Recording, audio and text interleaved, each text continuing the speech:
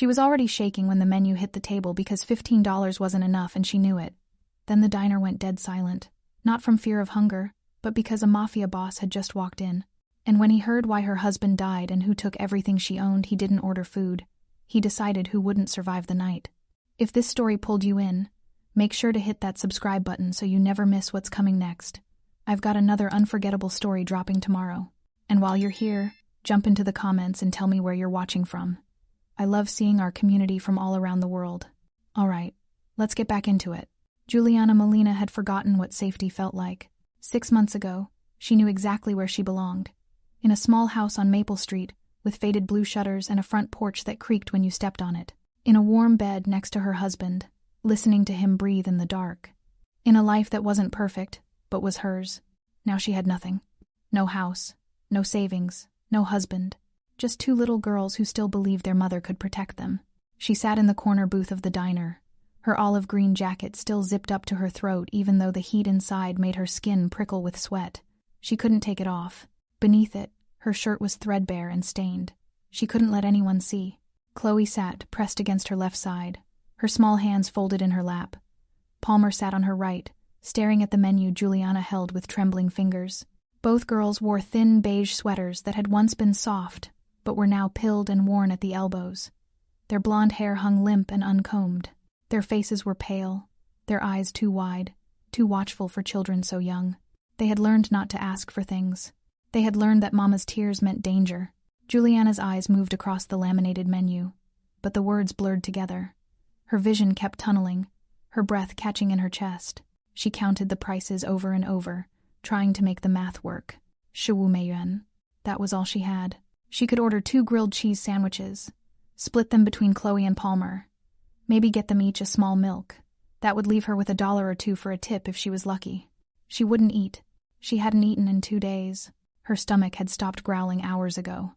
Now it just ached, a dull and constant pain she had learned to ignore. The waitress appeared beside the table, a woman in her 50s with graying hair pulled back in a bun and eyes that had seen too much to be surprised by anything. She pulled a notepad from her apron pocket and clicked her pen. "What can I get you, hun?" Juliana's throat tightened. She opened her mouth, but no sound came out. The waitress waited. Chloe looked up at her mother. Palmer's small hand reached over and touched Juliana's arm. "Mama?" Juliana forced herself to speak. Her voice came out thin and shaky.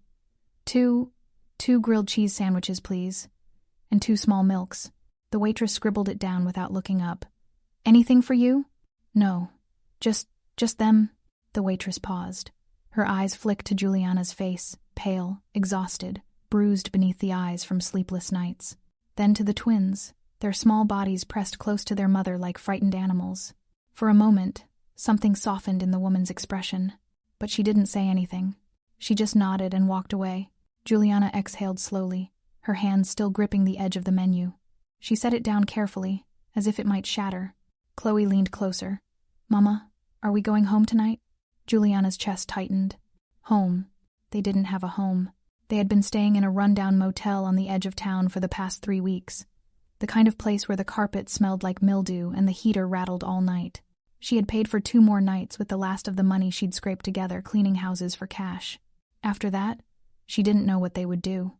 "We'll figure it out, baby," Juliana whispered, brushing a strand of hair from Chloe's face. "We always do." But even as she said it, her eyes drifted back to the door. Not in hope. In fear.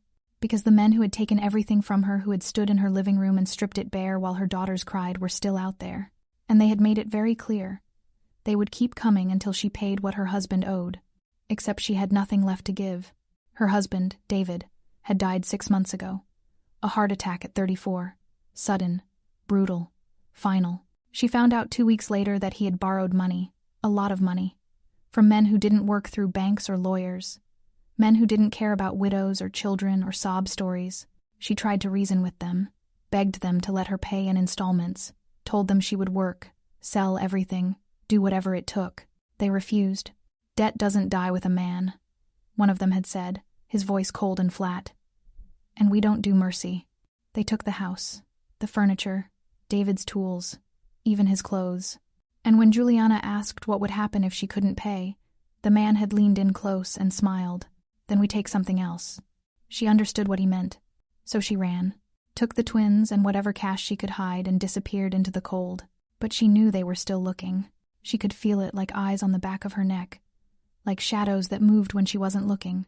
She couldn't stay anywhere long, couldn't make friends, couldn't trust anyone. All she could do was survive one more day. The diner door swung open again. Juliana's head snapped up, her body going rigid. But it was just an older couple, bundled in coats and scarves, laughing as they shook snow from their shoulders. She exhaled shakily and looked down at her hands. They were trembling, Chloe noticed. She slipped her small hand into Juliana's and squeezed. "It's okay, Mama," she whispered.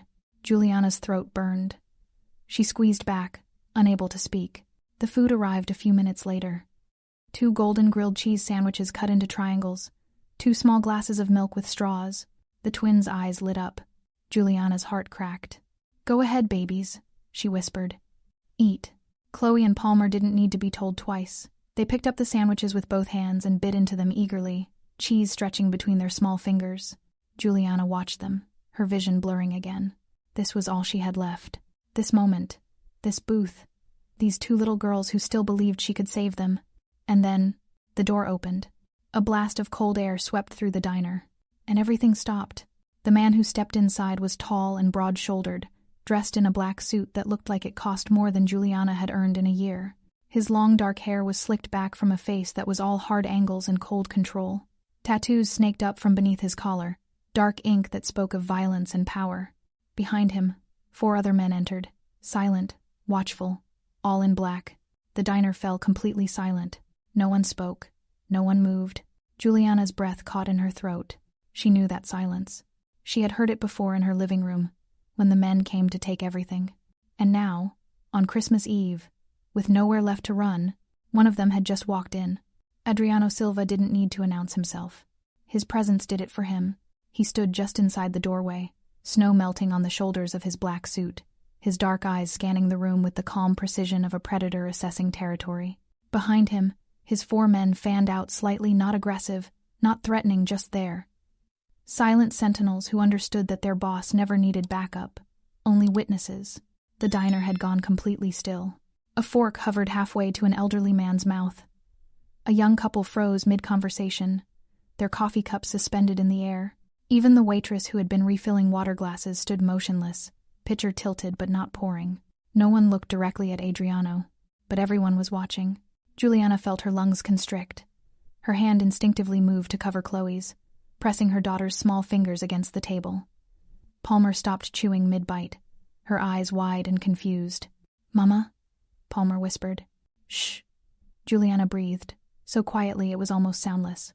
"Don't move." She knew this silence. She had lived through it before, the moment when dangerous men entered a room and sucked all the air out of it. The moment when ordinary people became invisible, irrelevant, nothing more than furniture that happened to have a heartbeat. Her stomach twisted into knots. "Please don't let them be looking for me. Please. Not here. Not in front of my girls." Adriano's gaze moved methodically across the diner. He noted the elderly couple in the corner, the young family near the window, the lone trucker at the counter nursing black coffee. His eyes passed over each person with the same measured attention, cataloging, assessing, dismissing. And then his gaze landed on Juliana. She felt it like a physical weight. Her breath stopped entirely. For 3 long seconds, Adriano Silva looked at the woman in the worn olive jacket, her blonde hair falling limply around a face marked by exhaustion and fear. He saw the 2 small girls pressed against her sides like baby birds sheltering under a broken wing. He saw the half-eaten grilled cheese sandwiches, the 2 small glasses of milk. He saw the empty space in front of her where a meal should have been, and something shifted behind his eyes. Something cold and calculating clicked into place. Then he looked away. Juliana felt lightheaded with relief. She grabbed the edge of the table to steady herself, her knuckles white. Adriano moved deeper into the diner, his men following at a respectful distance. He chose a booth near the back, not the farthest corner, but close enough to see everything, close enough to hear everything. One of his men slid into the booth across from him. The other 3 remained standing, positioned at strategic points throughout the small space. Not blocking exits, not hovering, just present. The diner slowly began to breathe again. Conversations resumed in hushed tones. Forks clinked against plates. The waitress moved again, though her hands shook slightly as she approached Adriano's table. "Coffee," Adriano said before she could speak. His voice was low, quiet, but it carried. Black. And whatever she's having. He gestured toward the waitress herself. The woman blinked, confused. I'm sorry? You haven't taken a break tonight. It wasn't a question. Order yourself something. I'm paying. The waitress stared at him, her mouth opening and closing like a fish. Adriano's expression didn't change. That wasn't optional. Thank you, she stammered, then hurried away before he could say anything else. Juliana forced herself to look down at her daughters. Chloe had started eating again, though her movements were mechanical, nervous. Palmer was still staring at the men in black, her sandwich forgotten in her small hands. Palmer, Juliana whispered, gently turning her daughter's face toward her. Eat, baby. It's okay. But it wasn't okay, because from his booth across the diner, Adriano Silva was watching them again. Not openly, not obviously, but Juliana could feel it. She had developed instincts over the past 6 months, survival instincts that screamed when danger was near. And right now, every nerve in her body was on fire. She watched from the corner of her eye as Adriano lifted his coffee cup black, no sugar, exactly as he'd ordered, and took a slow sip. His eyes never stopped moving. He noticed when the young couple paid their bill and left too quickly. He noticed when the trucker glanced at him in the counter's reflection. He noticed when the elderly man whispered something to his wife, and she gripped his hand tighter. Fear had a smell, and Adriano Silva had learned long ago to recognize it. But something else caught his attention. The woman in the olive jacket. She had barely moved since he entered. Her body was angled protectively around her children. Her shoulders were hunched forward, as if trying to make herself smaller, less noticeable. And her eyes, those exhausted, frightened eyes, kept flicking toward the door. Not toward him. Toward the door. Like she was expecting someone else. Adriano set his coffee cup down carefully. He had seen that look before. Many times. It was the look of someone being hunted. The look of someone who knew that safety was an illusion, and that at any moment, the door could open, and their worst nightmare could walk through it. He leaned back slightly in his booth, his fingers drumming once against the table, a subtle signal. One of his men, a broad-shouldered enforcer named Rico, stepped closer. Boss? Adriano didn't look at him. His eyes remained fixed on Juliana's table. The woman, corner booth. You see her? Rico glanced over. Yeah, she's afraid. Everyone's afraid when you walk in, boss. No, Adriano's voice dropped lower. She was afraid before I got here. Rico said nothing, waiting. Adriano watched as Juliana reached into her jacket pocket and touched something, her fingers closing around it, checking, reassuring herself it was still there. The gesture was unconscious, compulsive. He'd seen that before, too. People who counted money obsessively did it for one of two reasons. They were desperately poor, or they were desperately in debt. Sometimes both. She ordered food for the kids, Adriano said quietly. Nothing for herself. Maybe she's not hungry. She's starving. Adriano's jaw tightened. Look at her hands. Look at her face. She hasn't eaten in days. Rico shifted his weight. You want me to? No, Adriano cut him off. Not yet, but he didn't look away, because Adriano Silva hadn't built an empire by ignoring his instincts. And right now, his instincts were screaming that the terrified woman in the corner booth wasn't just poor, she was running, and whoever she was running from. They were the kind of men Adriano knew very, very well. Juliana could feel his eyes on her. She didn't know how she knew she wasn't looking at him, hadn't looked at him since that first terrible moment when their eyes met, but she could feel it. The weight of his attention pressed against her like a hand on her shoulder. Her fingers trembled as she reached for Palmer's milk glass, steadying it before her daughter could knock it over. Careful, baby, she whispered. Chloe had finished her sandwich. She sat quietly now, her small hands folded in her lap, her eyes drooping with exhaustion. Palmer was still eating, but slowly, her chewing mechanical and drowsy. They needed sleep. They needed a warm bed and safety and all the things Juliana couldn't give them. She glanced at the check the waitress had left face down on the table. Her stomach twisted. She didn't want to look. Didn't want to see the number that would tell her whether she'd calculated correctly, or whether she'd have to do the worst thing imaginable, send food back, ask them to split one meal instead of two, beg for mercy from strangers. Her hand shook as she reached for it. Don't. The voice came from directly beside her. Juliana's head snapped up, her heart lurching into her throat. Adriano Silva stood next to the booth, his hands in his pockets, his expression unreadable. Up close, he was even more imposing, taller, broader, his presence somehow filling all the available space. The tattoos on his neck were intricate, deliberate, the kind that meant something, the kind that told a story written in ink and violence. Juliana's mouth went dry. She couldn't form words. I'm sorry, Don't touch the check, Adriano said quietly. His voice wasn't loud. It didn't need to be. Juliana pulled her hand back as if the check had burned her. I wasn't. She was babbling. She couldn't stop. Chloe and Palmer pressed closer to their mother, their small faces tilted up toward the tall man in the black suit. Chloe's bottom lip trembled. Palmer's eyes were wide with confusion and fear. Adriano's gaze shifted to the twins, and something flickered across his face, something too quick to name. Then his eyes returned to Juliana. Where is your husband? The question hit Juliana like a fist to the chest. She opened her mouth, closed it, opened it again. Her throat closed up entirely. Adriano waited. He didn't repeat the question, didn't rush her, just stood there with infinite patience, his dark eyes steady and unblinking. Juliana felt tears burning behind her eyes. She tried to swallow them down, tried to hold herself together, but the words came out broken and raw. He's gone. Silence. He died, she whispered. 6 months ago. The diner seemed to fade away. The other voices, the clinking dishes, the Christmas music playing softly from a radio somewhere. It all became background noise, distant and unimportant. Adriano's expression didn't change, but his jaw tightened almost imperceptibly. How old are they? He gestured toward the twins. 5. Juliana's voice cracked. They just turned 5.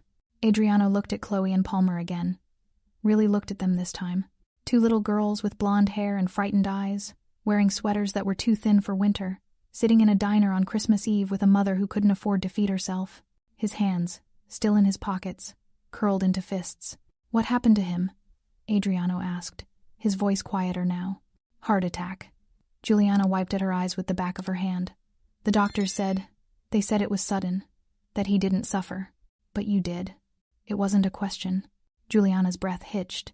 She nodded, not trusting herself to speak. Adriano pulled out the chair across from her and sat down without asking permission. His men remained at a distance, watching but not interfering. Up close, Juliana could see the details. The darkness had hidden the scar through his left eyebrow, the silver ring on his right hand, the way his eyes weren't just dark but seemed to see straight through her. Tell me what happened after he died, Adriano said. It wasn't a request. Juliana's hands twisted together in her lap. I can't. I shouldn't. Tell me. And something in his voice, some undercurrent of authority that had nothing to do with volume and everything to do with power, broke through her resistance. The words came spilling out. David, my husband, he borrowed money. Her voice was barely above a whisper. For a business, a delivery truck. He wanted to start his own company. He said it would change everything for us. Give the girls a better life. She paused, her breath shuddering. He borrowed from men, not a bank. Men who... I know the kind, Adriano said flatly. Juliana nodded, tears streaming down her face now. After he died, they came. 2 weeks later. I didn't even know about the debt. David never told me, and they didn't care. They didn't care that he was dead. They didn't care about Chloe and Palmer. They just wanted their money. Her voice rose, edged with hysteria. I begged them. I told them I would pay. I would get a job, 2 jobs, 3 jobs, whatever it took. I asked if I could pay in installments. Just give me time, please. What did they say? Juliana's face crumpled. They said debt doesn't die with a man. Her voice dropped to a broken whisper. They said they don't accept mercy. Adriano's jaw clenched so hard a muscle jumped in his cheek. They took everything, Juliana continued, the words pouring out now like blood from a wound. The house, the furniture, David's tools, his clothes, things that belonged to him, to us, to our family. They took it all. And when I asked what would happen if I couldn't pay the rest, one of them... She stopped, her whole body shaking. One of them what? Adriano's voice had gone dangerously quiet. He smiled. Juliana looked up at Adriano with haunted eyes. He smiled and said they'd take something else. And then he looked at my daughters. The temperature in the diner seemed to drop 10 degrees. Adriano didn't move, didn't speak. But something changed in his eyes, something cold and lethal and absolutely merciless. Names, he said softly. What? Give me their names. Juliana's eyes widened. I can't. If they find out, they won't. Adriano leaned forward slightly. Names. And before Juliana could stop herself, before her survival instincts could scream at her to stay silent, she whispered 2 names into the space between them. Names that meant nothing to her, but meant everything to Adriano Silva. Because they were names he recognized. Men who operated in his world. Men who had forgotten the rules. Men who had just made a fatal mistake. Gregor and Tommy. Juliana whispered, her voice barely audible. Gregor. I don't know his last name, but Tommy Rizzuto. The moment the names left her lips, she regretted it. Adriano's expression didn't change. Not a flicker, not a twitch. But the air around him seemed to thicken, to grow heavy with something dark and suffocating. One of his men, the one called Rico, shifted his weight almost imperceptibly. Another exchanged a glance with the man beside him. Silent communication that Juliana didn't understand but felt in her bones. They knew those names. They came 3 times, Juliana continued, unable to stop now that she'd started. The first time was 2 weeks after the funeral. They were polite, almost. They said David owed them $43,000. They wanted it all, immediately. Her hands twisted together so tightly her knuckles turned white. I didn't have it. I had $300 in our checking account. David's life insurance wouldn't pay out for months because they had to investigate. I showed them the bank statements, the bills. I showed them everything. I begged them to wait. And Adriano's voice was perfectly calm, perfectly controlled. But Juliana could hear something beneath it. Something that made her throat tighten. They said they'd come back in 1 week. When they did, they brought a truck. Her voice cracked. They took our couch, our dining table, the TV, David's tools from the garage. He was so proud of those tools. They took the girls' bunk beds while Chloe and Palmer watched. A tear slid down her cheek. The 3rd time, they brought papers. Legal papers. They said the house was collateral, that David had signed it over. I didn't even know. He never told me he'd put our home up as... She couldn't finish. Adriano's fingers drummed once against the table. A single, deliberate tap. How much do you still owe? Juliana's laugh was bitter and broken. Everything. They took the house, but they said it wasn't enough. That David had borrowed more than they'd gotten back. They said I still owed $28,000. For a truck loan. For a truck that was repossessed a week after David died. Juliana's voice rose with the injustice of it. They took the truck. They took the house. They took everything we owned. And they still say I owe them. Adriano leaned back slowly, his eyes never leaving her face. When did they come last? 4 days ago. Juliana's voice dropped to a terrified whisper. They found the motel where we were staying. I don't know how. I'd been so careful. But Tommy knocked on the door at 2 a.m. He didn't threaten me. He didn't have to. He just stood there and said, "We know where you are now. We'll always know." Her whole body trembled. I packed everything in 10 minutes. We left that night. We've been moving every day since. Sleeping in the car, staying at shelters when we can. I can't let them find us again. Chloe made a small sound, a whimper she tried to swallow. Palmer buried her face against her mother's arm. Adriano's gaze shifted to the twins, and for a moment, just a moment, something human flickered in his eyes. Then it was gone. These men, Adriano said carefully, Gregor and Tommy, did they say who they work for? Juliana shook her head. No, they just said, they were collecting what was owed, that they had a right to it. They don't. The words were spoken so quietly, Juliana almost missed them. What? Adriano's eyes locked onto hers. They don't have a right. Not to your home, not to your husband's belongings, and sure as hell not to terrorize a widow and her children. Juliana stared at him, confusion and hope warring in her chest. I don't understand. How do you... Because men like that operate under rules. Adriano's voice was cold now, precise. And they've broken every single one. He reached into his jacket. Juliana flinched instinctively and pulled out a leather wallet. He opened it, extracted several bills without counting them, and placed them on the table. $300. Juliana's eyes widened. I can't take... It's not for you. Adriano pushed the money toward her. It's for them. He gestured to Chloe and Palmer. Buy them real coats, real clothes, a safe place to sleep tonight. But Adriano picked up the check the waitress had left. He glanced at it, $14.76, and pulled out another $50 bill. He placed both the check and the money at the edge of the table where the waitress could see it. Then he reached across and gently pushed Juliana's crumpled $15 bill back toward her. Keep it, he said simply. Juliana's hands flew to her mouth. A sob broke free, raw and desperate, and filled with 6 months of terror and exhaustion. Why? She choked out. Why are you helping us? You don't even know us. Adriano stood slowly, buttoning his suit jacket with precise movements. Because I know what it's like to watch your mother go hungry so you can eat, he said quietly. And I know what men like Gregor and Tommy are. I know exactly what they are. He looked down at her, and Juliana saw something in his eyes that made her breath catch. Not pity. Understanding. They won't come for you again, Adriano said. Juliana's voice trembled. How? How do you know? Adriano leaned down slightly, his voice dropping so low only she could hear it. Because men like that only survive as long as I allow them to. Juliana's blood turned to ice. Not from fear, from realization. She understood what he was, who he was, what those names had meant to him. Don't say it, Adriano straightened. Just take your daughters somewhere safe tonight. Get them warm, feed them again. And tomorrow, he paused. Tomorrow, I'll make sure you never have to run again. Before Juliana could respond, Adriano turned and walked toward the door. His men fell into formation behind him, silent shadows moving in perfect synchronization. But just before he reached the exit, Adriano stopped. He turned his head slightly, not looking back but listening. One more thing, he called across the diner. Juliana's voice was barely a whisper. Yes? Where are you staying tonight? I don't know yet. I was going to find the Riverside Inn, 3 blocks north. Adriano's tone left no room for argument. Room 212.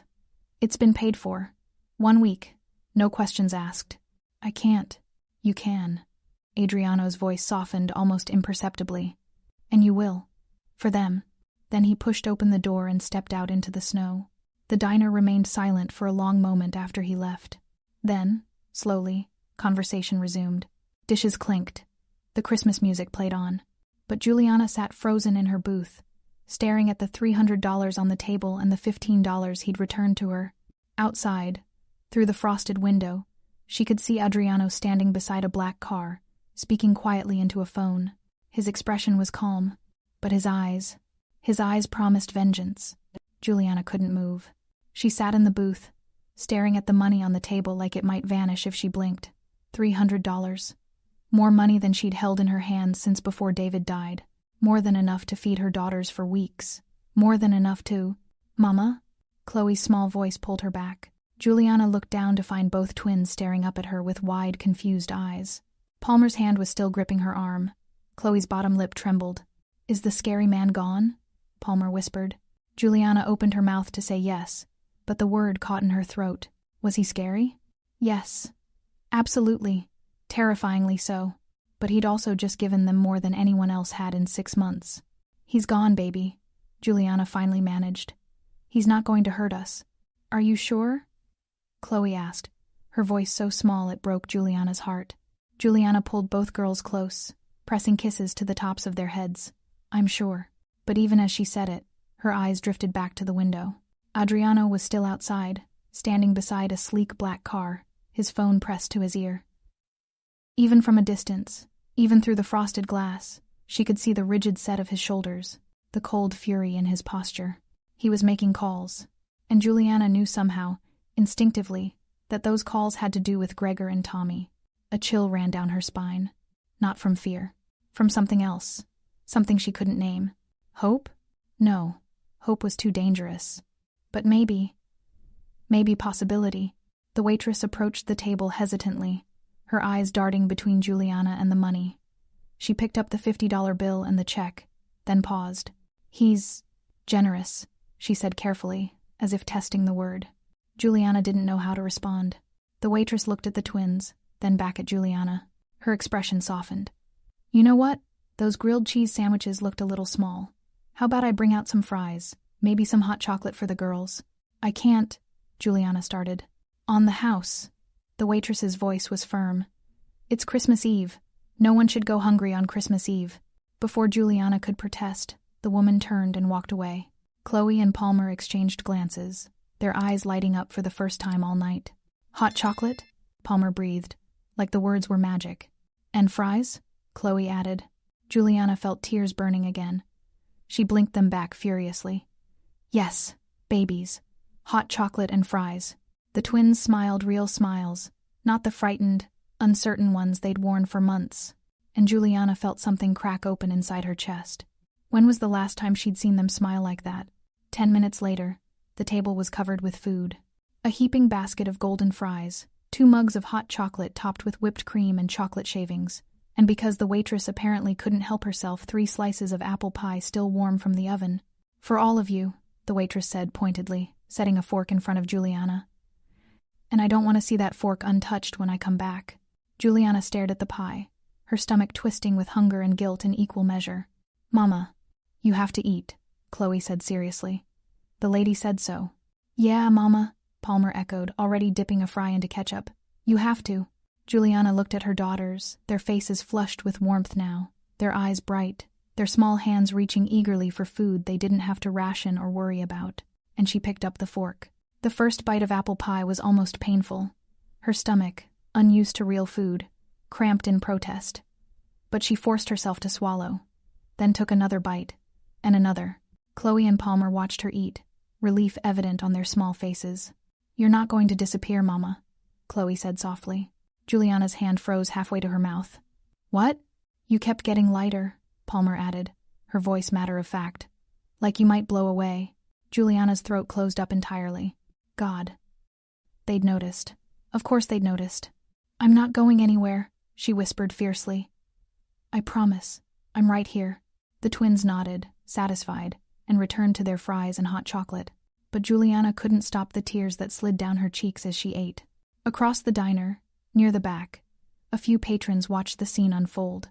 An elderly woman leaned toward her husband. "That's the table he stopped at," she whispered. "The man in the black suit."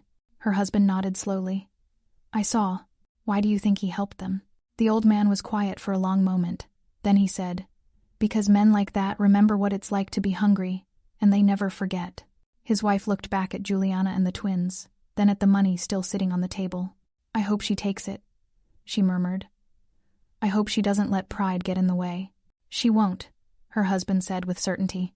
"She's got babies. Pride doesn't feed babies."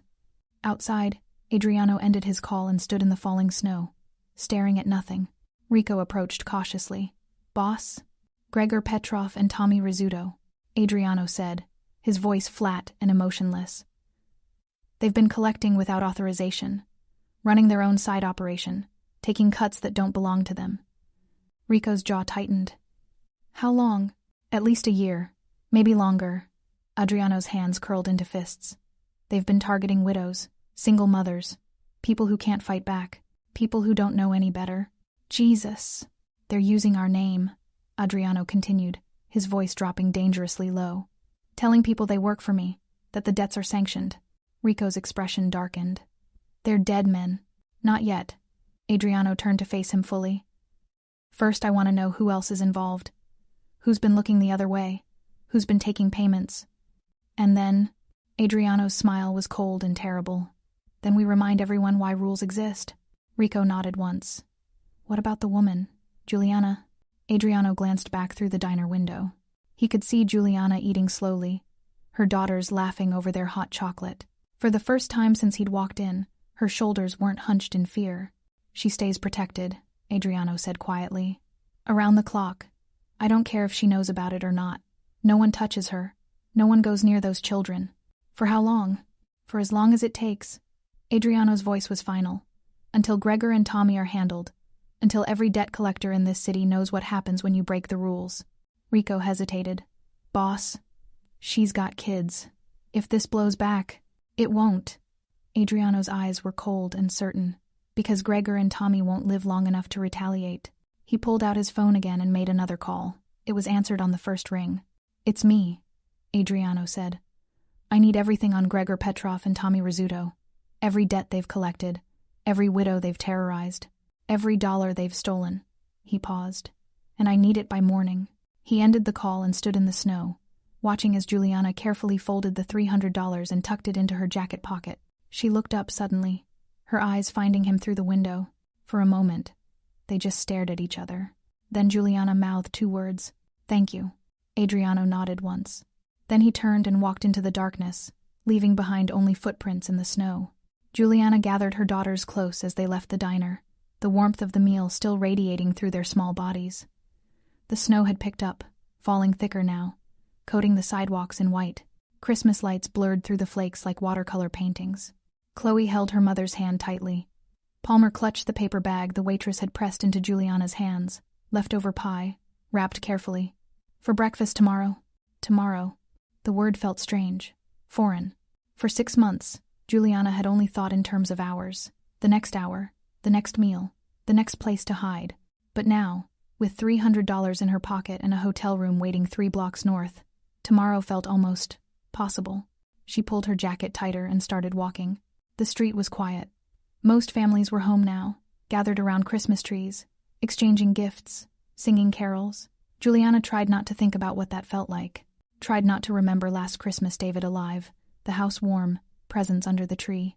Stop it, she told herself. Just keep walking. They made it 2 blocks before Juliana felt it, the sensation of being watched. Her steps slowed. Her grip on Chloe's hand tightened instinctively. She glanced over her shoulder. Nothing. Just empty sidewalks and falling snow. But the feeling didn't go away. She kept walking, faster now, scanning every shadow, every parked car, every darkened doorway. "Mama?" Chloe's voice was small. "What's wrong?" "Nothing, baby. We're almost there." But her heart was racing. They turned the corner onto Riverside Avenue, and Juliana spotted the inn, a modest 2-story building with a glowing neon sign that read, "Vacancy," in red letters. Relief flooded through her. Almost there, just a few more steps, and then a car door opened behind them. Juliana froze. Her blood turned to ice as she heard footsteps crunching through the snow. Heavy, deliberate, getting closer. No, not now. Not when we're so close. She spun around, pulling Chloe and Palmer behind her, ready to run, to scream, to fight if she had to. A man stepped into the glow of a street light. Tall, black coat, dark skin, built like he could break someone in half without trying. Juliana recognized him immediately. One of Adriano's men. "Mrs. Molina." His voice was calm, measured. "My name is Rico. I work for Mr. Silva." Juliana's breath came in short gasps. "What do you want?" Rico held up both hands, showing he was unarmed. "Mr. Silva asked me to make sure you got to the inn safely." What? "You're being watched," Rico said simply. "Not by us, by them." Juliana's stomach dropped. "Gregor and Tommy?" Rico's expression darkened. "Not them personally, but they've got people. Eyes on the street. Mr. Silva wants to make sure they don't get anywhere near you or your daughters." Juliana looked past Rico to the black sedan idling at the curb, its windows tinted, its engine purring softly. "How long have you been following us?" she whispered. "Since you left the diner." Rico's tone wasn't apologetic. "And we'll keep following until this is handled." Juliana didn't know whether to feel relieved or terrified. "Is he—" She couldn't finish the sentence. Didn't know how to ask what Adriano was planning to do. Rico seemed to understand anyway. "Mr. Silva takes care of his own problems. That's all you need to know." He gestured toward the inn. "Go inside. Check in. Room 212. Everything's already arranged. Tomorrow morning, there'll be someone outside your door. You won't see them, but they'll be there. For how long?" "As long as it takes." Juliana stared at him, trying to process what was happening. "Why is he doing this? We're nothing to him. You reminded him of something," Rico interrupted quietly. "Something he tries very hard to forget." Before Juliana could ask what that meant, Rico nodded once and walked back to the sedan. The car pulled away silently, disappearing into the snowy night. Juliana stood on the sidewalk, her daughters pressed against her sides, watching the taillights fade. "Mama?" Palmer tugged on her jacket. "Can we go inside now? I'm cold." Juliana looked down at her girls, their tired faces, their hopeful eyes, and made a decision. "Yes, baby," she whispered. "Let's go inside." Room 212 was small but clean. 2 double beds with thick comforters, a bathroom with hot water, a heater that actually worked, a TV mounted on the wall. To Juliana, it looked like a palace. Chloe and Palmer ran straight to the beds, bouncing on them experimentally, their laughter bright and clear. "Mama, come feel how soft they are." Juliana stood in the doorway, her throat tight with emotion. When was the last time they'd slept in real beds? Weeks? Months? She closed the door behind her and locked it, the deadbolt, the chain, everything. Then she walked to the window and pulled the curtain back slightly. The street below was quiet, empty. But she knew they were out there. Adriano's men, watching, protecting.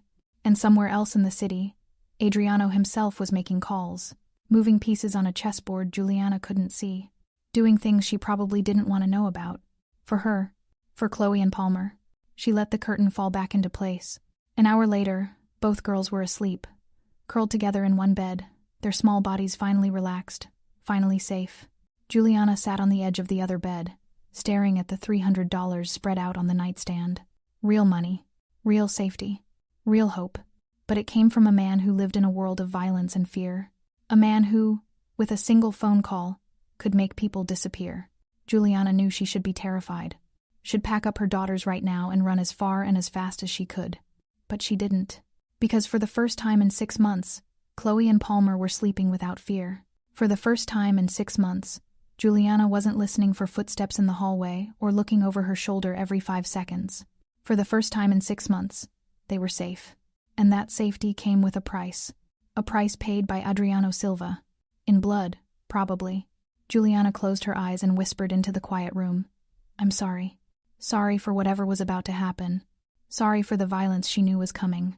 Sorry that her desperation had pulled a man like Adriano Silva into her life. But not sorry enough to walk away. Because her daughters were sleeping. And that was worth more than her conscience. Across the city, in a warehouse that smelled like motor oil and old concrete, Adriano Silva stood in front of 2 men tied to chairs. Gregor Petrov, Tommy Rizzuto. They'd been easy to find. Too easy. Sloppy men who thought they were untouchable. Adriano walked slowly around them, his footsteps echoing in the empty space. $43,000, he said quietly. That's what you told Juliana Molina her dead husband owed you. Gregor's eye was already swelling shut. Tommy's nose was broken. Neither of them spoke.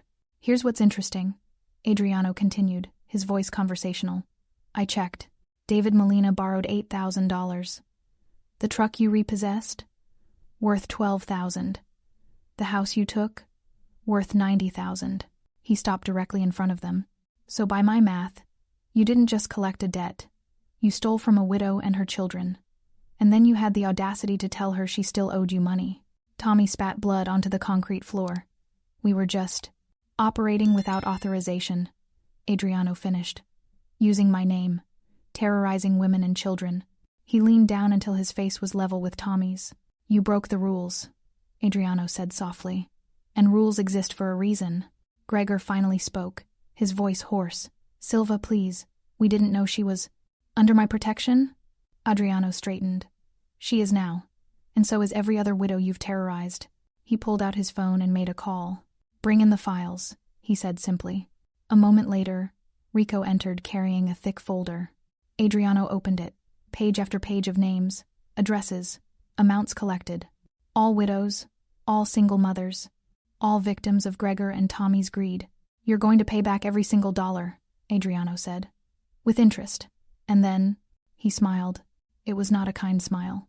Then we're going to have a conversation about consequences. The warehouse fell silent except for the sound of snow falling against the metal roof. And outside, in a warm hotel room, Juliana Molina slept peacefully for the first time in 6 months. Morning light filtered through the hotel curtains, soft and golden. Juliana woke slowly, confused for a moment about where she was.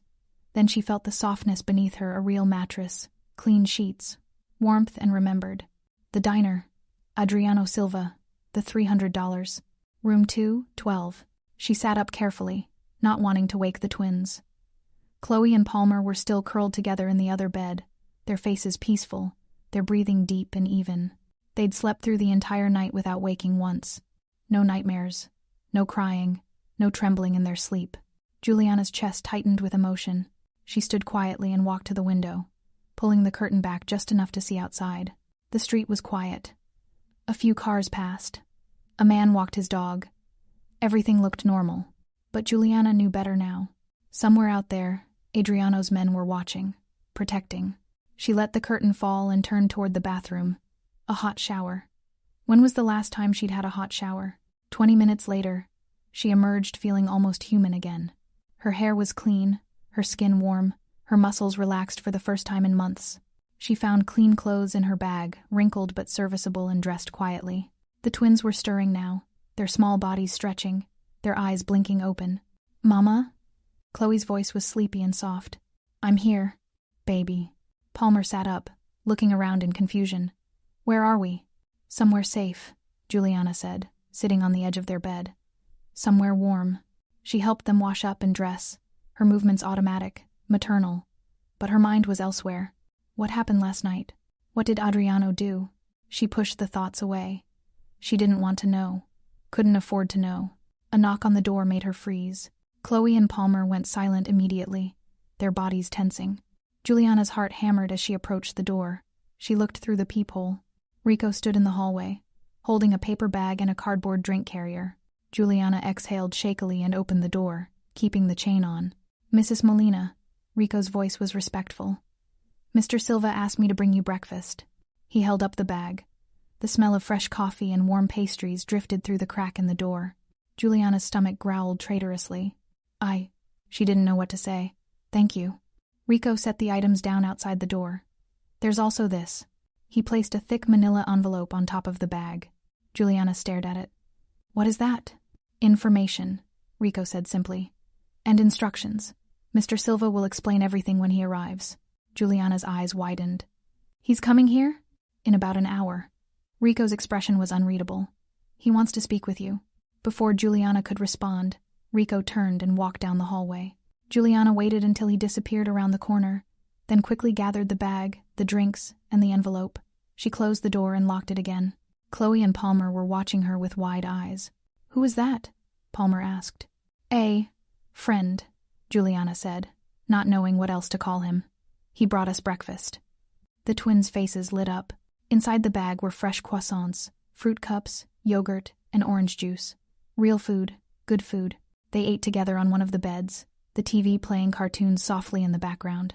Chloe and Palmer chatted happily about the shows, about the soft beds, about how warm the room was. Normal conversation. Childhood conversation. Juliana felt tears prickling again but blinked them back. After they finished eating, she picked up the manila envelope with trembling hands. Inside were documents. Legal documents. The first page made her breath catch. Debt. Cancellation notice. This document certifies that all debts attributed to David Molina, deceased, are hereby declared null and void. No further collection attempts will be made against Juliana Molina or her dependents. Signed, Adriano Silva. On behalf of Silva Enterprises. Juliana's hands shook as she flipped through the other pages. Bank statements showing the original loan, $8,000. Receipts for the repossessed truck, valued at $12,000. Documentation of the house seizure, valued at $90,000. And a final page, a calculation showing that Gregor and Tommy had not only collected the debt in full but had profited by nearly $60,000. At the bottom, in neat handwriting, was a note. You owed nothing. You were stolen from. This has been corrected. Juliana pressed her hand to her mouth, choking back a sob. An hour later, there was another knock. Juliana had been expecting it, but her hands still shook as she opened the door.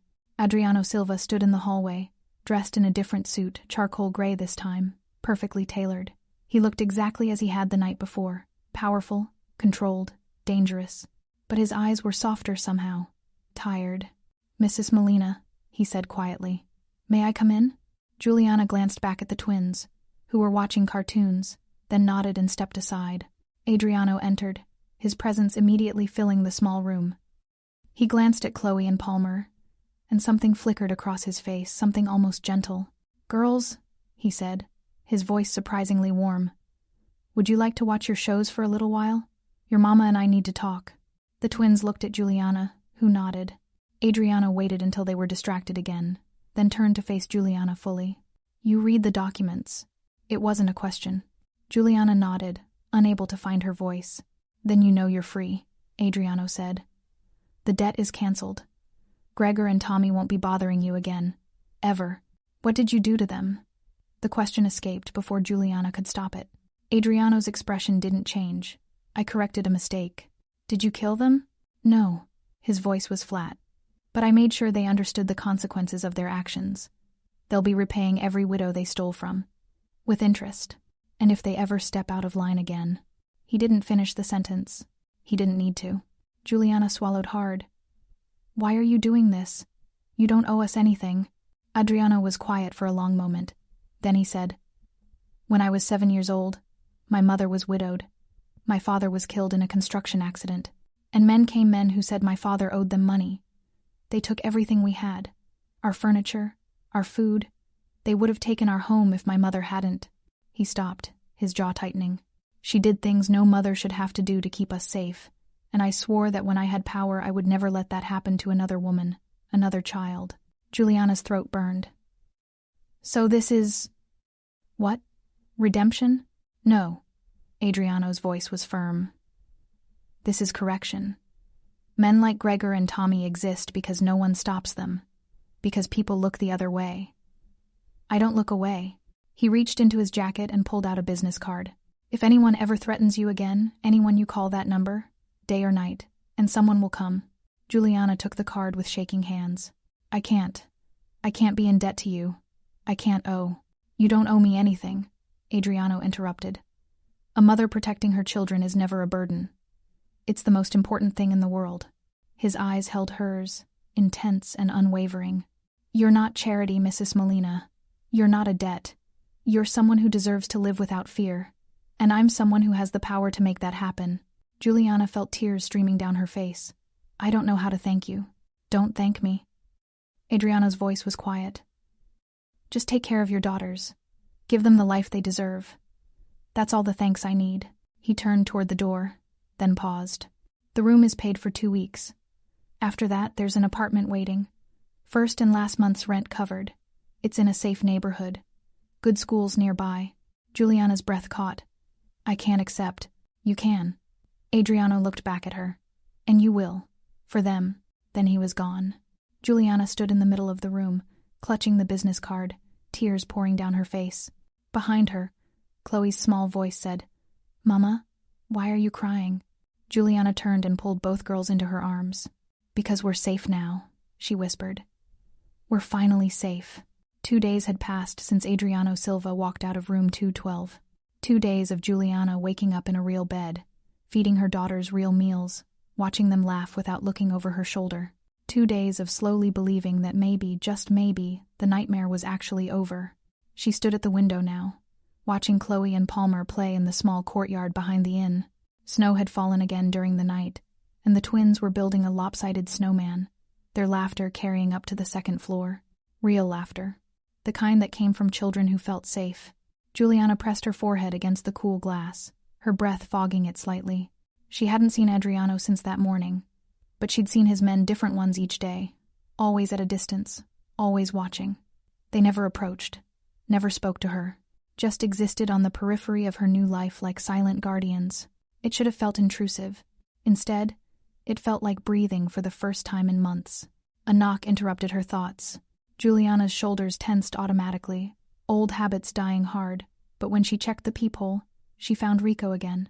She opened the door. Mrs. Molina. He held out a set of keys. The apartment is ready. Juliana stared at the keys like they might bite her. Already? Mr. Silva doesn't waste time. Rico's expression was professionally neutral. It's furnished. Utilities are on. Refrigerator is stocked. The girls' room has bunk beds and toys. Juliana's throat tightened. He thought of everything. He always does. Rico placed the keys in her hand. The address is on the tag. Whenever you're ready to move in, someone will help you with your things. I don't have things, Juliana said quietly. Everything I own fits in one bag. Rico's jaw tightened almost imperceptibly. Then someone will help you carry your bag. He turned to leave, then paused. Mrs. Molina, Mr. Silva wanted me to tell you something. What? He said to remind you that protection isn't charity. It's correction. Rico's eyes met hers. You didn't do anything wrong. You're not taking advantage. You're just being taken care of, the way you should have been from the beginning. Before Juliana could respond, he was gone. She stood in the doorway, keys digging into her palm, and realized she was crying again. They moved into the apartment that afternoon. It was on the 3rd floor of a well-maintained building in a neighborhood Juliana had only driven through, before the kind of neighborhood with trees lining the streets and children playing on sidewalks and Christmas decorations that looked expensive. The kind of neighborhood where people like her didn't belong, except now she did. Rico carried her single duffel bag up the stairs while Juliana held Chloe and Palmer's hands. When he unlocked the door and pushed it open, the twins gasped. The apartment was beautiful. Not extravagant, not ostentatious, just warm. A living room with a comfortable couch and a TV. A kitchen with a full-size refrigerator humming softly. 2 bedrooms, one with a double bed and dresser, the other with pink bunk beds and a toy chest overflowing with dolls and stuffed animals. Chloe and Palmer ran to their room, squealing with delight. Juliana stood frozen in the entryway. "This is too much," she whispered. Rico set her bag down by the couch. "Mr. Silva disagrees, but I can't." "You can." Rico's voice was firm but not unkind. "And you will. Because those girls deserve stability, and you deserve peace." He walked to the door, then stopped. "There's one more thing." He gestured to a small security panel by the entrance. "This is connected directly to our network. If you ever feel unsafe, if anything happens, you press that button. Someone will be here in under 3 minutes." Juliana stared at the panel. You're watching the apartment?" "Always." Rico's expression was matter of fact. "Mr. Silva takes care of what's his. But we're not. You are now." And then he left, closing the door softly behind him. Juliana stood in the middle of her new living room, listening to her daughters laugh in the next room, and felt the weight of 6 months slowly lifting from her shoulders. That night, after the twins were asleep in their new bunk beds, Juliana sat on her own bed and pulled out the business card Adriano had given her. A single phone number. No name, no company, just a lifeline. She ran her thumb over the embossed numbers, thinking about the man who had given it to her. A criminal, a man of violence, someone whose very name made grown men go silent with fear. And yet, he'd saved her. Not because he wanted something from her, not because he expected gratitude or loyalty or anything in return, but because he remembered what it was like to watch his mother suffer. Juliana closed her eyes and whispered into the quiet room, "Thank you." The words felt inadequate, insufficient, but they were all she had. Across the city, in an office that overlooked the darkened streets, Adriano Silva sat behind a desk covered with files. Files on Gregor and Tommy. Files on every other rogue collector operating in his territory. Files on widows and single mothers who had been terrorized, robbed, destroyed. He'd been working for 48 hours straight. Rico entered without knocking. She settled in. "The girls are happy. No problems." Adriano nodded once, not looking up from the papers. "And the others?" Rico asked carefully. "The other collectors?" "Being handled." Adriano's voice was cold. "Every widow gets restitution. Every illegal debt gets canceled. Every man who participated gets a choice. Make it right, or disappear. Some of them won't choose wisely." "I know." Adriano finally looked up, his eyes hard and merciless. "That's their problem, not mine." Rico hesitated. "Boss, what you're doing for her. For Juliana. It's more than correction. You know that, right?" Adriano was quiet for a long moment. Then he said, "When I was a boy, I watched my mother beg men like Gregor and Tommy for mercy. I watched her cry. I watched her break. And I couldn't do anything to stop it." His hands curled into fists on the desk. "I swore I'd never be powerless again. That if I ever had the ability to stop men like that, I would, no matter what it cost. And Juliana?" Juliana reminded me why I made that promise. Adriano's voice was quiet but absolute. "She's not charity. She's not a debt. She's proof that the promise still matters." Rico nodded slowly. "The men are asking questions. About why you're protecting a widow. About what she means to you. Let them ask." Adriano's eyes were cold. "And if anyone has a problem with it, they can bring it to me directly." No one would. They all knew better. Rico turned to leave, then paused at the door. "For what it's worth, boss, I think you did the right thing." Adriano didn't respond. He just returned to his files, working through the night, ensuring that every woman Gregor and Tommy had destroyed would be made whole again. Because power without purpose was just cruelty. And Adriano Silva refused to be cruel. Not to people who couldn't fight back. Not to mothers protecting their children. Not to women who reminded him of the one person he'd failed to save. His own mother, who had died when he was 15. Still afraid. Still in debt. Still broken. He couldn't save her. But he could save Juliana. And that would have to be enough. Spring arrived, tentative and soft, painting the city in shades of green and pale pink. Juliana stood at the window of her small, sunlit apartment, watching as Chloe and Palmer played hopscotch on the sidewalk below. Their laughter, bright and unburdened, floated up through the open window like music. She could still hardly believe it. 3 months had passed since that frozen Christmas Eve. 3 months of safety, 3 months of slow, steady breaths. The apartment was Adriano's doing, but it felt like hers. It was modest, a 2-bedroom on a quiet street, but it was clean, warm, and, most importantly, theirs. The security panel by the door glowed with a soft green light, a silent promise that had, over time, become a comfort rather than a reminder of fear. Juliana had found work, not under the table cleaning, but a real job with a real paycheck at a florist shop 2 blocks away. Mrs. Gable, the elderly owner, had taken one look at Juliana's careful hands and tired but determined eyes and hired her on the spot. "You have the look of someone who understands how precious, fragile things are," she'd said. The twins had started school. On their first day, they'd clung to Juliana's legs, their faces pale with anxiety born from too many sudden moves in the night.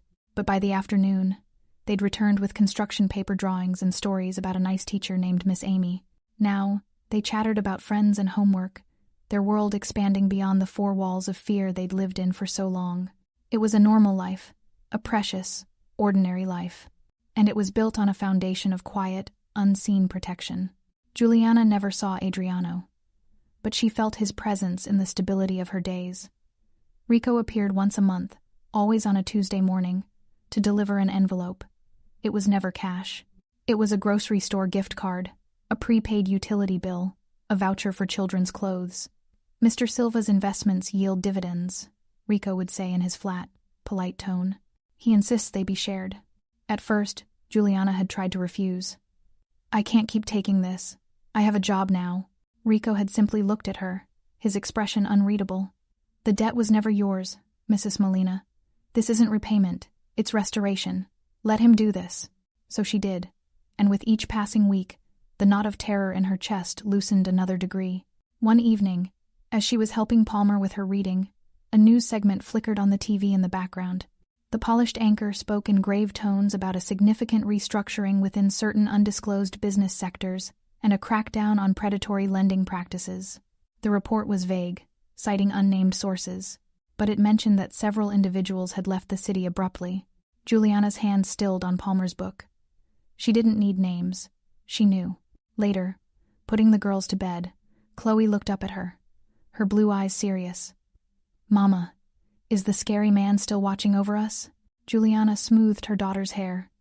"He's not scary, baby. Not to us. Is he an angel?" Juliana's throat tightened. "No, sweetheart. He's just a man who remembers what it's like when people are cruel." And he decided to stop it. That night, after the twins were asleep, Juliana took out the simple business card Adriano had given her. She'd never used the number, but she kept it in her jewelry box, a talisman of a night when the world had split in two, the before and the after. She thought of him then, not as the imposing mafia boss who silenced rooms, but as the boy he'd once been.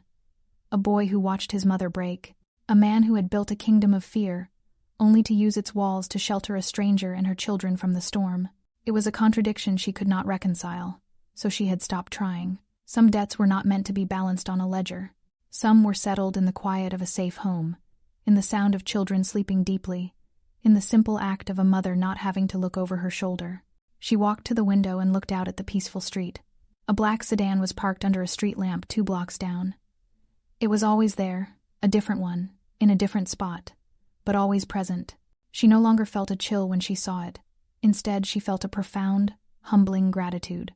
Adriano Silva had not given her charity. He had given her back her life. And in doing so, he had rebuilt something in himself.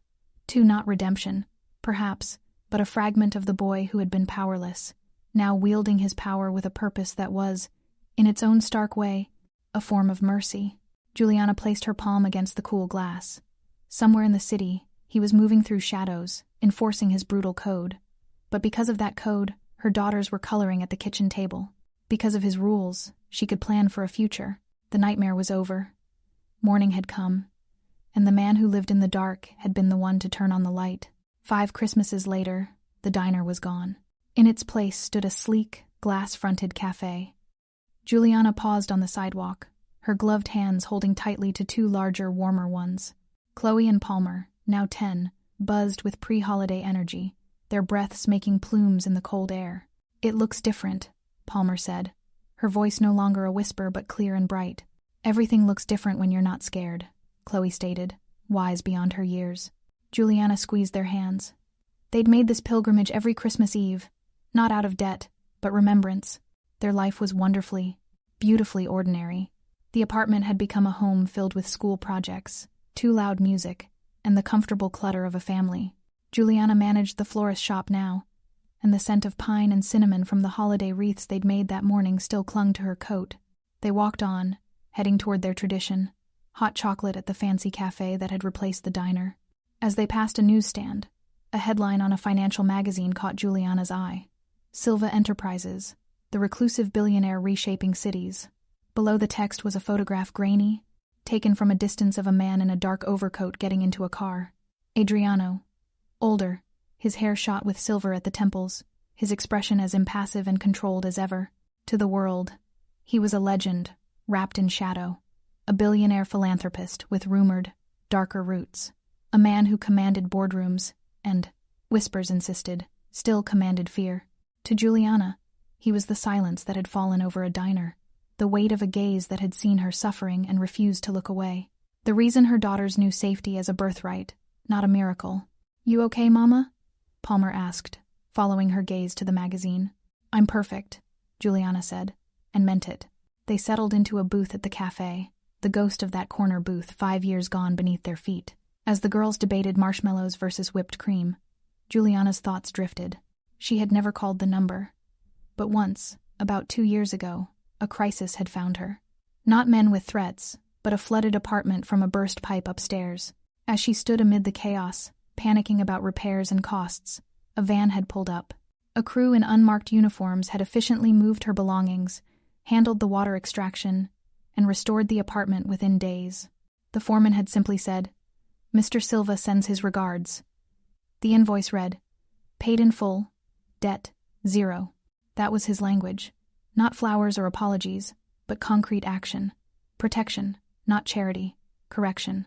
The hot chocolates arrived, decadent and topped with peaks of cream. As the girls laughed, Juliana looked out the window at the bustling, festive street. The fear was a memory now, a scar that had healed strong. The man who had ended her nightmare lived on in the peace of her present. Across the city, in a penthouse office that overlooked the glittering skyline, Adriano Silva stood at the window. The festive lights below meant nothing to him. Holidays were just another day in the architecture of control he had built. Rico entered, older too, a few more lines around his eyes. "The annual report on the Molina family," he said, placing a single sheet of paper on the desk. "All indicators positive. Health, education, financial stability. No external threats detected." Adriano didn't turn. He already knew. The reports were a formality, a ritual. "Good. She still works at the flower shop. She was promoted. The girls are in a gifted program. They went to the old diner site today. It's a cafe now." A faint, almost imperceptible nod. The ghost of a memory flickered a woman in a worn olive jacket, her eyes holding a universe of despair, 2 small birds huddled under her wings. He had not done it for gratitude. He had done it because the world had rules, and the strongest rule was this: the powerful decide who suffers. That night, he had simply decided that she would not anymore. It was the correction of an ancient, personal wrong, a balance struck across the ledger of his own haunted past. "Is there anything else, boss?" Rico asked. "No." Adriano's voice was the same low, quiet baritone that could silence a room. "That's all." Rico left. Adriano remained at the window, a silhouette against the city's glow. His empire was vast, built on a foundation that was both legitimate and brutal. He was not a good man. He knew the cost of his power, measured in secrets and shadows. But in a small, warm cafe across town, a woman sipped hot chocolate with her daughters. They laughed without looking at the door. They planned for tomorrow without fear. They were whole. And for a man who had spent a lifetime building fortresses, that knowledge was a singular, quiet triumph. He had not saved his mother. He could not erase the boy's shame or the man's sins. But he had stopped the cycle. Once. For one family, on one Christmas Eve, he had been the wall against the darkness. It was not redemption. Redemption was for simpler men, with cleaner souls. It was something else, a testament, proof that even in the coldest heart, in the most calculated kind of power, a line could be drawn. That mercy could be a weapon, and protection could be the most ruthless decision of all. Outside Juliana's cafe, snow began to fall, covering the city in a soft, silent blanket. It covered the old scars, the memories of running, the ghost of hunger. It covered everything, making the world new again. Juliana gathered her girls, their cheeks flushed with warmth and joy. As they stepped out into the sparkling night, she didn't glance back. She looked forward, toward home, toward the future. The night that had begun with fear had ended with a different legacy, not of debt or violence but of a quiet, unbreakable safety. A gift from a monster who knew what monsters did, and chose, for one moment, to be something else. That night, the Mafia boss didn't destroy a life. He ended a nightmare. And in the silence that followed, a family learned how to live. Thanks for staying with this story right till the final moment. You're the reason these stories come alive. If you're ready for another powerful journey, just tap the next video on your screen. And before you go, leave a quick comment and rate this story from 1 to 10. I'm excited to see your thoughts and connect with you down there.